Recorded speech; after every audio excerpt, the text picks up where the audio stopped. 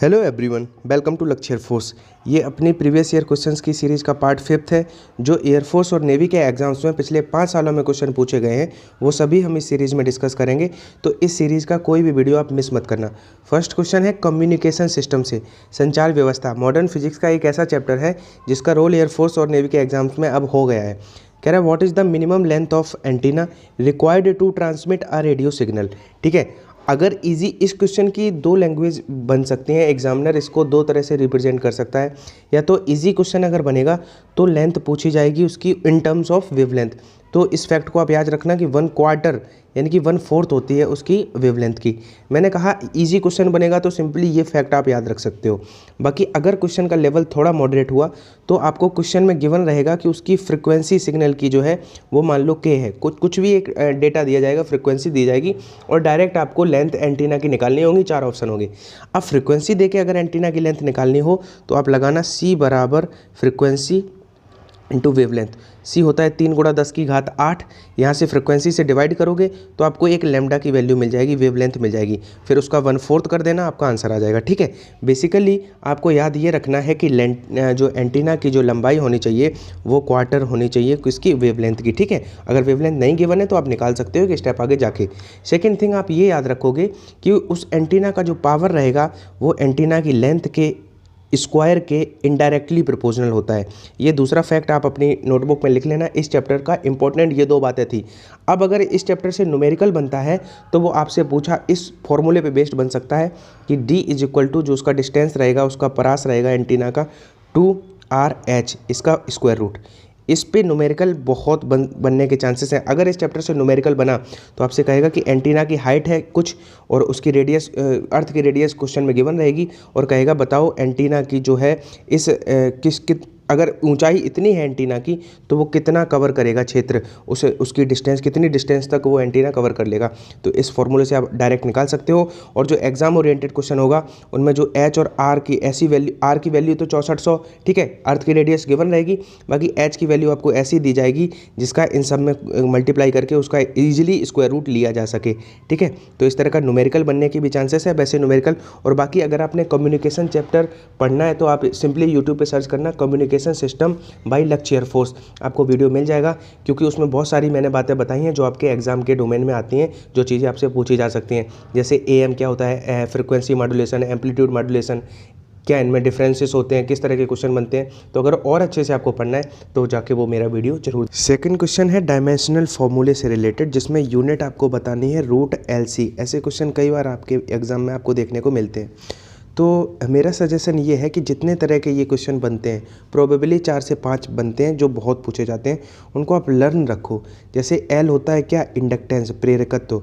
ठीक है, C होता है कैपेसिटेंस मतलब धारिता, और R होता है रेजिस्टेंस, प्रतिरोध। पहले तो इन तीनों की इंडिविजुअल आप बीमाएँ अगर याद रख पाओ तो बहुत अच्छा है और आपको रखनी भी चाहिए अगर आप सिलेक्शन श्योर चाहते हो। बाकी अंडर रूट जो LC जो ये क्वेश्चन में पूछ रहा है उसका जो डायमेंशनल फार्मूला निकल के आएगा वो T आएगा। ठीक है, यानी कि वो सेकंड के इक्विवेलेंट हो जाएगा, उसका यूनिट सेकंड हो जाएगा। याद रखना है इनमें क्या हो वेरिएशन बहुत होते हैं। ठीक है, तो कोई भी चीज़ अगर आपने LC की डायमेंशनल पूछी गई है तो वो सेकंड का स्क्वायर, क्योंकि आप स्क्वायर रूट हटाओगे तो बोथ साइड का स्क्वायर करोगे तो T² आपको निकल के आएगा। सिमिलरली एक डायमेंशनल फार्मूला और जो कि बहुत पूछा जाता है, इंडक्टेंस बटे रेजिस्टेंस का डायमेंशनल, तो वो L/R बराबर जो होता है वो भी हमारा T के इक्वल होता है। L/R की विमा होती है वो T के इक्वल होती है।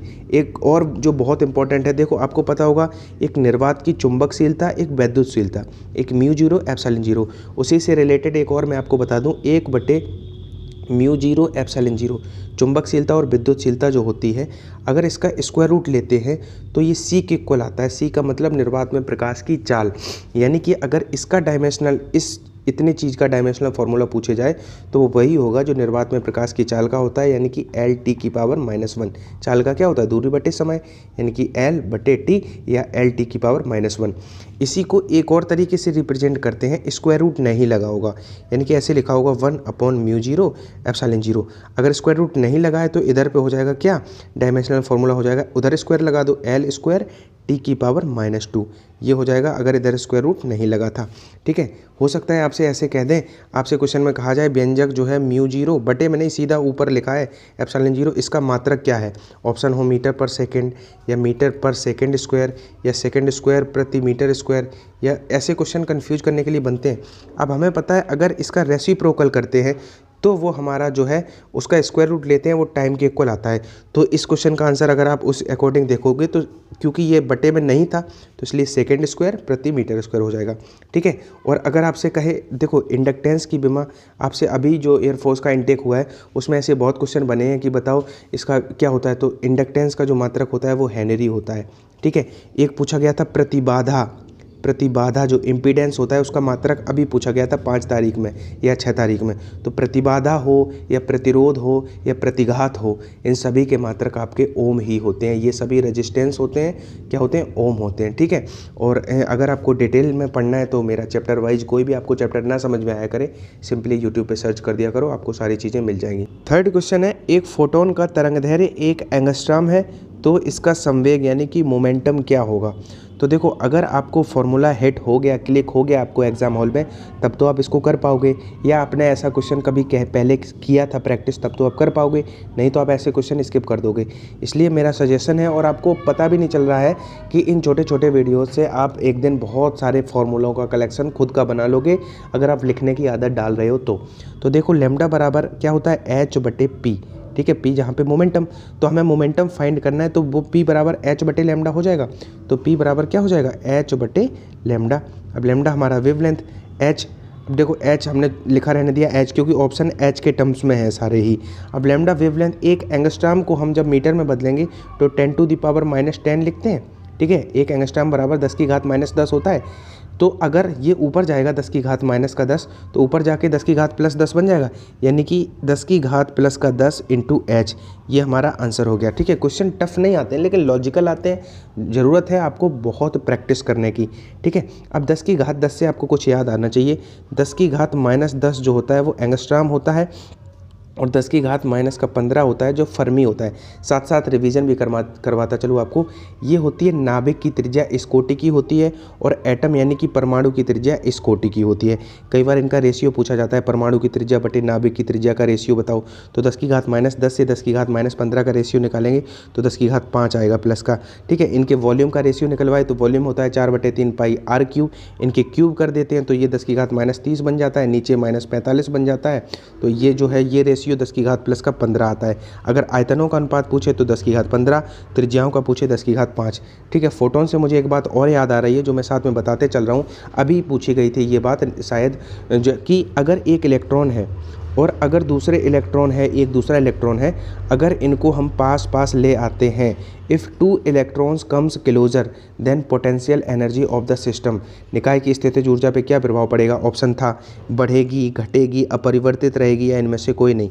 तो जब एक इलेक्ट्रॉन को दूसरे इलेक्ट्रॉन के हम पास ले आएंगे, तो आप ध्यान से समझना इस क्वेश्चन को, अगर 2 इलेक्ट्रॉन को पास ले आएंगे तो इस पे भी चार्ज नेगेटिव है, इसके पे भी चार्ज नेगेटिव है, तो अगर दोनों समान चार्ज हैं तो दोनों प्रतिकर्षित करेंगे, रिपल्सन लगेगा। तो उस इनको पास ले आना है हमें, क्योंकि ये दूर दूर जा रहे हैं और हमें पास ले आना है, मतलब अगेंस्ट वर्क करना पड़ेगा। जो फोर्स इनके बीच में लग रहा होगा उसके अगेंस्ट हमें वर्क करना पड़ेगा, और एनर्जी कंजर्वेशन से वही जो वर्क है वही पोटेंशियल एनर्जी को इंक्रीज कर देगा। यानी कि अगर 2 इलेक्ट्रॉन को हम पास ले आने की कोशिश करेंगे तो सिस्टम की पोटेंशियल एनर्जी क्या हो जाएगी? इंक्रीज हो जाएगी, निकाय की स्थितिज ऊर्जा बढ़ जाएगी। सिमिलरली अगर एक प्रोटॉन को दूसरे प्रोटॉन के पास ले आने की बात करें और 4 ऑप्शन दे दे, तो इस पर भी प्लस चार्ज है, इस पर भी प्लस चार्ज है, क्योंकि इनको पास ले आएंगे और ये दोनों एक दूसरे को रिपल्स करेंगे, तो पास ले आने में हमें एक वर्क करना पड़ेगा, यानी कि वर्क डन जो है वही एनर्जी में स्टोर हो जाएगा और पोटेंशियल एनर्जी इस केस में भी बढ़ेगी।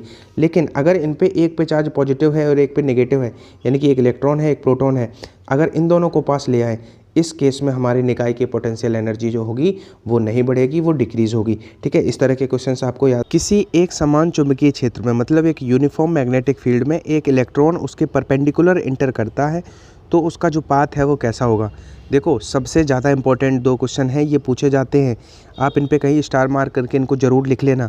अगर वो लंबवत प्रवेश करता है चुंबकीय क्षेत्र में, एक समान चुंबकीय क्षेत्र में, तब उसका पाथ जो है वो वृत्ताकार होगा। लेकिन इससे भी अधिक इम्पोर्टेंट एक बात और कि अगर किसी एंगल पे कहेगा 30 डिग्री पे इंटर करता है या किसी भी एक्यूट एंगल पे अगर इंटर करता है यूनिफॉर्म मैग्नेटिक फील्ड में, तब उसका पाथ हेलिकल होता है, हिंदी वालों कुंडलिनीवत। एक ऑप्शन आपको दिखेगा, ठीक है। हमेशा ये वृत्ताकार नहीं होता है, थोड़ा वृत्ताकार में कंफ्यूज नहीं होते हैं बच्चे, उसमें कंफ्यूज होते हैं। तो एक बार मैं आपको थोड़ा समझाने का प्रयास करूँ। अगर ये यूनिफॉर्म मैग्नेटिक फील्ड है, ठीक है, तो एक v वेलोसिटी से वो इंटर करेगा, तो इधर उसका v cos थीटा वर्क करेगा और ऊपर की तरफ v sin थीटा, ये वर्टिकल और हॉरिजॉन्टल दो वेलोसिटी के कंपोनेंट वर्क करेंगे।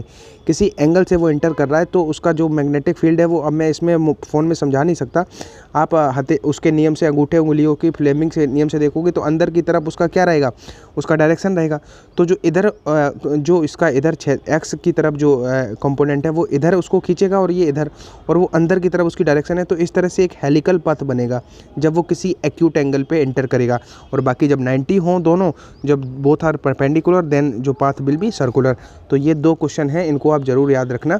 वैसे मैं हर वीडियो में आपसे ये बात कह रहा हूँ, और जो इस बात को मेरी को ध्यान देगा वो डेफिनेटली कुछ ना कुछ उसको बेनिफिट होगा और एग्ज़ाम में उसको ज़रूर वो पास होगा। फिजिक्स में फेल नहीं हो सकता है। अगर आदत बना लेते हो आप, मेरी प्लेलिस्ट से 2 वीडियो रोज़ देखो, ठीक है। 10-10, 15-15 मिनट के यार वीडियोस होते हैं, हर वीडियो आपको 2-3 यूनिक चीज़ें सिखाएगा और कुछ दिन के बाद आपके पास इतना सारा कलेक्शन हो जाएगा फ्रिक्वेंटली पूछे जाने वाले क्वेश्चंस का कि आपका कॉन्फिडेंस औरों से बहुत अलग होगा, ठीक है। आप बहुत कॉन्फिडेंस के साथ एग्जाम हॉल में एंटर करोगे अगर आपकी कमांड जो फ्रिक्वेंटली चीज़ें पूछी जाती हैं, जो प्रीवियस ईयर में मल्टीपल टाइम पूछी गई हैं, ऐसी चीज़ों पे आप कमांड कर लेते हो, इंस्टेड ऑफ कि मैं ट्रेडिशनली शुरू से सब कुछ पढ़े जा रहा हूँ। तो आप कहीं ना कहीं औरों से अलग हैं और हमें औरों से अलग बनना होगा, क्योंकि सिलेक्शन तभी होगा क्योंकि बहुत सारे लाख बच्चे अप्लाई करते हैं। तो ट्रेनिंग बेलगांव अगर आपको पहुंचना है तो औरों से अलग बनना है। वो किस तरह से बन सकते हैं, हमें स्मार्ट वर्क करना पड़ेगा, ठीक है। ये नहीं कि जो चीज़ों में बहुत अच्छे पहले से ही हैं उनको ही पढ़े जा रहे हैं। हमें अपना फोकस शिफ्ट करना पड़ेगा जहाँ पे हमें डाउट्स आते हैं, या हम जहाँ अगर इंग्लिश में फेल हुए हैं तो इंग्लिश भी पढ़ो, इंग्लिश, ठीक है। ये नहीं कि केवल फिजिक्स से आप एयरमैन बन जाओगे। नेक्स्ट क्वेश्चन है, 2 कॉइल हैं, उनमें नंबर ऑफ टर्म्स जो है प्राइमरी में 5 है, सेकेंडरी में 10 है। इसका जो म्यूचुअल इंडक्टेंस जो गुणांक था वो 25 हेनरी है। अगर फेरों की संख्या आपकी बार क्या है, प्राइमरी में 10 कर दी, सेकेंडरी में 5 कर दी, तो फिर उनका जो म्यूचुअल इंडक्टेंस कोफिशिएंट जो होगा, गुणांक होगा, वो हेनरी में कितना होगा। बहुत अच्छा क्वेश्चन है और ऐसे ही क्वेश्चन आपके इस चैप्टर से बनते हैं। मैं आपको सबसे पहले तो 2 बेसिक बातें बताऊं। जैसे ही आपने अन्योन पीरियड दिखा तो आपके दिमाग में एक चीज़ क्लिक हो जानी चाहिए। अन्योन पीरियड का मतलब म्यूचुअल इंडक्टेंस, एक होता है स्वप्रेरकत्व मतलब सेल्फ इंडक्टेंस। तो पूछा जाएगा चोक कुंडली किस सिद्धांत पे कार्य करती है। सिमिलरली पूछा जाएगा ट्रांसफार्मर किस सिद्धांत पे कार्य करता है। तो ट्रांसफार्मर जो होता है वो आपका अन्योन प्रेरण यानी कि म्यूचुअल इंडक्टेंस पे वर्क करता है, और जो चोक कुंडली होती है, चोक कॉइल होती है, वो आपकी सेल्फ इंडक्टेंस पे जो है वो चोक कुंडली कार्य करती है। तो ये सिद्धांत दोनों ही पूछे जा सकते हैं, पहली बात। दूसरी बात, अब अगर इस क्वेश्चन की बात करें तो जो अन्योन प्रेरण गुणांक होगा, म्यूचुअल इंडक्टेंस जो होगा, वो डायरेक्टली प्रोपोर्शनल होता है नंबर ऑफ टर्म्स के, जो प्राइमरी में और सेकेंडरी में होंगे उनका जो मल्टीप्लाई करोगे उसके समानुपाती होता है। तो अगर इससे फ़र्क नहीं पड़ेगा, अगर पहले 5 थे बाद में 10 थे तो गुणा तो करोगे, दोनों का जो मल्टीप्लाई करोगे तो वो 50 ही आएगा। और अगर पहले 10 हो गए, सेकेंडरी में 5 हो गए, तब भी मल्टीप्लाई 50 आएगा, और मल्टीप्लाई के डायरेक्टली प्रोपोर्शनल होता है। तो जब मल्टीप्लाई पे फ़र्क नहीं पड़ा तो क्या उस पर फ़र्क पड़ेगा म्यूचुअल इंडक्टेंस, तो वो भी 25 रहेगा। कन्फ्यूज मत होना, ठीक है। कई बार अगर ऐसा है कि इसमें 5 है, इसमें 10 है, इसमें 20 है, इसमें 15 है, तब फिर आप रेशनलाइज करके इनका जो रिलेशन है वो निकाल सकते हो। बाकी अगर दोनों का मल्टीप्लाई सेम आ रहा है, कॉन्स्टेंट है 50-50, तो फिर उस पर कोई फ़र्क नहीं पड़ेगा। अब ट्रांसफार्मर से एक बात आप और याद रखना कि 2 तरह के ट्रांसफार्मर होते हैं, एक होता है स्टेप अप, एक होता है ऊंचाई, एक होता है स्टेप डाउन। एक क्या होता है, स्टेप डाउन, ठीक है, अपचाई। स्टेप अप में जो होता है, जो नंबर ऑफ टर्म्स हैं सेकेंडरी में वो ज़्यादा होते हैं, नंबर ऑफ टर्म्स प्राइमरी, फेरों की संख्या, ये क्वेश्चन पूछे जाते हैं। और स्टेप डाउन में जो है नंबर ऑफ टर्म्स जो प्राथमिक कुंडली में होते हैं वो ज़्यादा होते हैं फेरों की संख्या के जो सेकेंडरी में होते हैं, ठीक है। इस क्वेश्चन के लिए इंग्लिश वाले बच्चों से मैं माफ़ी चाहता हूँ, मैंने इंग्लिश में टाइप नहीं कर पाया, लेकिन मैं आपको समझा देता हूँ। एक सेल जो नंबर ऑफ टर्म्स अगर 600 हैं एक कॉइल में फेरों की संख्या, तब उसका सेल्फ इंडक्टेंस 108 मिली हेनरी है। ठीक है, इसी प्रकार की एक दूसरी कॉइल है जिसमें नंबर ऑफ टर्न्स अब की बार 500 हैं, तो उस कुंडली में जो सेल्फ इंडक्टेंस है वो क्या होगा। ठीक है, ये हमें फाइंड करना है। देखो कई बार क्या होता है कि आप कंफ्यूज ना हुआ करो। अगर प्रेरकत्व की बात करें इंडक्टेंस, तब जो मात्रक है उसका हेनरी होता है, और अगर स्वप्रेरकत्व बात करें या फिर आपका अन्योन प्रेरकत्व बात करें, जो उसके मात्रक होते हैं वो हेनरी ही होते हैं। सिमिलरली जैसे प्रतिरोध का ओम होता है, उसी तरह से प्रतिबाधा, प्रतिघात, इन सब के मात्रक भी ओम होते हैं। और ये बातें एयरफोर्स में इसी साल जो इनटेक हुआ था, जो नवंबर वाला, उसमें कहीं ना कहीं बहुत अलग अलग तरीक़ों से पूछी गई हैं। तो ये बेसिक्स तो आप अपने क्लियर रखो ही। बाकी जो सेल्फ इंडक्टेंस होता है वो डायरेक्टली, शायद ऊपर मैंने एक बात इससे रिलेटेड बताई भी थी आपको, एन स्क्वायर की। तो अगर ये रिलेशन आपको एग्जाम हॉल में क्लिक हो जाता है तो इसको आप थोड़ा कैलकुलेशन करके आप इसके आंसर तक पहुंच सकते थे। अब देखो, अब पहले कितना था, L1 बटे, रेशनलाइज करके लिख ले रहा हूँ, L1, दूसरा हमें L2 फाइंड करना है, उसको मैं K मान लेता हूँ, is equal to n square. 600, पहले फेरों की संख्या 600 थी, बाद में फेरों की संख्या 500 हो गई, क्योंकि इन फेरों की संख्या के स्क्वायर के डायरेक्टली प्रोपोर्शनल था तो स्क्वायर कर दिया। अब रेशनलाइज ही तो करना है। 6 का स्क्वायर 36 होगा, तो ऊपर हो जाएगा 36, नीचे 5 का स्क्वायर 25 होगा, बराबर उधर 108 है और उधर जो है वो हमें फाइंड करना है। तो 36 से ही 108 3 बार कटेगा, क्रॉस मल्टीप्लाई करेंगे तो 25 का गुणा 3 में होगा, तो के की वैल्यू कितनी आएगी, 75। ठीक है, कितने ईजिली आप इसको आंसर निकाल पाए। और ये क्वेश्चन इंपॉर्टेंट है, ये जो दोनों मैंने आपको बताए हैं क्वेश्चन, ये बहुत अच्छे क्वेश्चन हैं। और मैं आपसे जाते जाते एक ही बात कहूँगा कि मैं जो ये छोटे छोटे वीडियोज़ आपको लेके आ रहा हूँ, आपको पता भी नहीं चल रहा है, आप हर वीडियो में 3-4 बातें यूनिक सीख रहे हो, लेकिन अगर आप इनको लिख नहीं रहे हो तो इसका 50% आउटपुट ही आपको मिलेगा।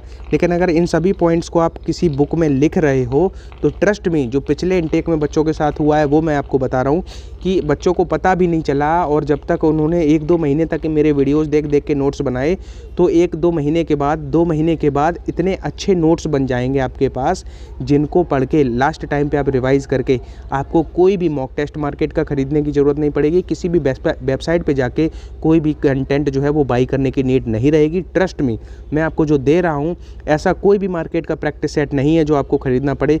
हर प्रैक्टिस सेट, हर पेपर, हर किताब से मैंने आपको हर वेबसाइट के क्वेश्चंस आपको इस चैनल पे अवेलेबल करा दिए हैं। ठीक है, बहुत इजी वे में उनका जो एक्सप्लेनेशन है वो एक यूनिक तरीके से बताया है, मिनिमम टाइम में आप कैसे कर सकते हो। तो आपका काम है सिर्फ़ और सिर्फ रोज़ 2 ये वीडियोस देखो और प्रॉपर नोट्स बनाओ। बाकी आप मैथ के लिए और इंग्लिश के लिए चिंता करो, फिजिक्स के लिए अगर आप इतना कर लेते हो तो विश्वास रखो, बिल्कुल भी आपको चिंता करने की ज़रूरत नहीं है, बहुत अच्छे नंबरों से आप फिजिक्स में पास हो जाओगे। तो इसी तरह से हम मेहनत करते रहेंगे, आप हमारी मेहनत को अप्रिशिएट कर सकते हो, वीडियो को लाइक कर दिया करो। आपसे बस हमें लाइक ही चाहिए होता है, आपका लाइक हमें बहुत एनर्जी देता है नेक्स्ट दिन, अगले दिन वीडियो बनाने के लिए। तो हम उम्मीद करते हैं कि आपको वीडियो अच्छा लगा होगा, और अगर कोई शिकायत है तो प्लीज़ कमेंट सेक्शन में ज़रूर बताया करो, जिससे हम अपने अंदर सुधार कर सकें। इसी तरह से हम लोग पढ़ते रहेंगे, मिलते रहेंगे। अपना ख्याल रखो। जय हिंद।